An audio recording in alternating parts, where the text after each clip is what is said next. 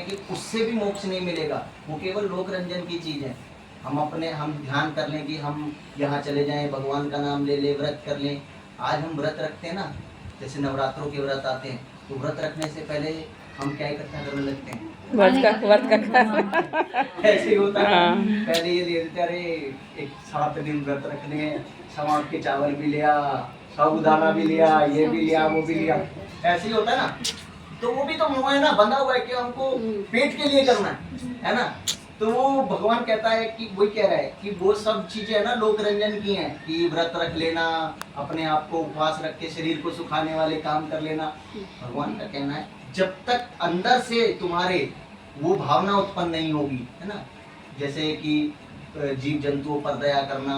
अब हम अभी सबसे पहले वाले में बोला था ना कि सारे के सारे जितने भी वो हैं हमारे शरीर के अंदर हैं, जो हमारे अच्छे और बुरे कर्मों को अंदर से देख रहे हैं। हम भले ही सबको बता दें कि हम व्रत रखे हैं, हम ये कर रहे हैं, वो कर रहे हैं, लेकिन हम पीछे से बैठ करके किसी की चुगली कर ले, किसी के नाम का वो कर ले, तो भगवान कह रहे हैं वो भी तुम पाप कर रहे हो।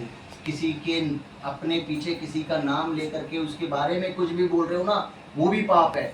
तो पहले अपने मन को जीतो, जो कर रहा है अपने लिए कर रहा है, जो आप करोगे अपने लिए करोगे। वो जिस व्यक्ति को अब समझ आ गया ना, तो वो मोक्ष को प्राप्त कर सकता है, और वो करना सब लोगों के लिए आसान नहीं है ना।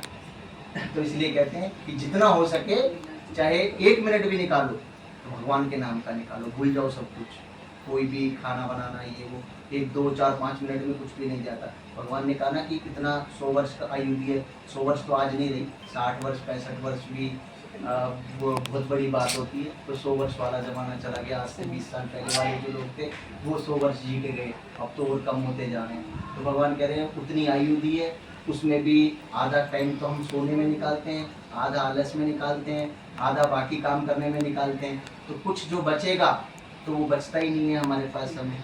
लेकिन बचाने के लिए तो हम बहुत कुछ बचा सकते हैं, लेकिन वो 1 मिनट भी निकालो तो मन में सिर्फ भगवान का ध्यान करो, वही सब कुछ है।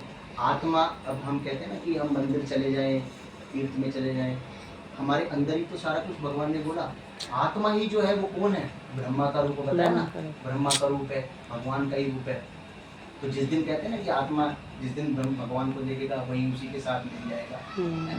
तो वो हमारे अंदर ही भगवान है, लेकिन हम क्या है, ढूंढना नहीं चाहते, हम ढूंढते हैं बाहर मंदिरों में जा करके, ये करने के वो करने से। जब हम अपने अंदर जिस दिन ढूंढ लेंगे, जिसको अपने अंदर मिल जाता है, वो योगी लोग जो होते हैं, कितने साधु संत हैं, वो हिमालय के पर्वत पे बैठे हैं, है ना, बोलते हैं ना, कई बार न्यूज में आता है कि इतने सारे बैठे हैं, ना वो कुछ खाते, ना उन्हें ठंड लग रही है ना। तो उन्होंने क्या किया, वो जो ये जो षट चक्र के बारे में बताया ना, उन्होंने अपनी इंद्रियों से उसको काबू कर लिया। अब ना उन्हें भूख प्यास सर्दी गर्मी मोह माया, उन्होंने सब कुछ दे दिया। अब भगवान ने ये भी बोला कि अपनी मर्जी से आप करने की कोशिश करोगे नहीं होगा, वो केवल मात्र गुरु की कृपा से ही होगा। और जो वो लोग हैं ना, वो किसको गुरु मान लेते हैं, तो शिव भगवान को गुरु मानते हैं, और उनको गुरु मान करके सब कुछ उनके पे समर्पित कर देते हैं। तो वो जो है अपना सारा उनका शरीर वरीर ये वो सब उनको दे, फिर उन्हें किसी चीज की जरूरत नहीं है, ना प्यास ना भूख ना कुछ। आज भी ना बहुत सारे अघोरी हैं, तो सबसे पहले क्या करते हैं वो लोग, एक अघोरी बनने की भी एक प्रक्रिया है ना। तो अघोरी बनने के लिए क्या करते हैं, वो कहते हैं कि सबसे पहले तुम्हें क्या छोड़ना पड़ेगा, परिवार का साथ।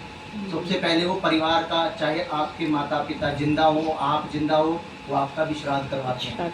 वो श्राद्ध करवा करके भाई आपका शरीर, आपके माता पिता है नहीं है, आपको पहले सबका जिंदों का भी श्राद्ध करवा त्याग करना पड़ेगा, फिर वो जाते हैं। तो वो हम लोग आप लोग नहीं कर सकते। तो वही चीज है, तो भगवान का ध्यान करो। भगवान कहता है यही हूँ मैं, सारा कुछ यही है, आपके अंदर ही सब कुछ है, लेकिन आप ढूंढने की आपको जरूरत नहीं है, अपने अंदर ध्यान रखोगे तो वही सब कुछ मिल जाएगा। बोलो श्री विष्णु भगवान की जय। ओम भूर्भुवः स्वः तत्सवितुर्वरेण्यं भर्गो देवस्य धीमहि धियो यो न प्रचोदयात्। ॐ भूर्भुवः स्वः तत्सवितुर्वरेण्यं भर्गो देवस्य धीमहि धियो यो न प्रचोदयात्। ॐ भूर्भुवः तत्सवितुर्वरेण्यं भर्गो देवस्य धीमहि धियो यो न प्रचोदयात्। ओम शांति शांति शांति।